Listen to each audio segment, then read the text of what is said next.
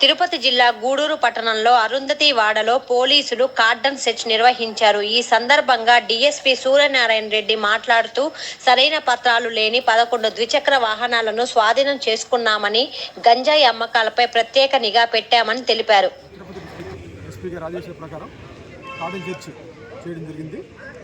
దీంట్లో 11 vehicles seize చేయడం జరిగింది. మన ఎస్పీ గారు ఏంటంటే ఎలాంటి డాక్యుమెంట్స్ లేకపోయినా, అలాంటి గంజా అమ్మినా కానీ దానికి ఈక్వల్గా ఏదైనా కానీ అనాథరైజ్ ఐటమ్స్ ట్రాన్స్పోర్ట్ జరుగుతున్నా కానీ గంజా గురించి మెయిన్ ఇంపార్టెన్స్ ఇవ్వడం జరుగుతుంది. ఎవరైనా గంజా అమ్మితే మనకి వాళ్ళ మీద షీట్లు ఓపెన్ చేయడం జరుగుతుంది. తర్వాత ఏదైనా ఒక 2 or 3 కేసులు ఇన్వాల్వ్ అయితే పీడీ యాక్ట్ కూడా పెట్టమని చెప్పి పైన ఇన్స్ట్రక్షన్స్ ఉన్నాయి. అందుకని ఎవరైనా తిక్కల పనులు చేస్తే మనకి వాళ్ళ గ్యారెంటీగా సివిల్గా పనిష్మెంట్ ఇవ్వడం జరుగుతుంది.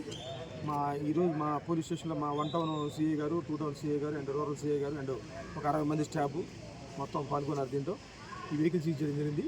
కొంతమంది సస్పెక్టెడ్ హౌసెస్ కూడా కొన్ని ఏరియాలో కొంత కార్డన్ సెర్చ్ ద్వారా కొంత చెక్ చేయడం జరిగింది.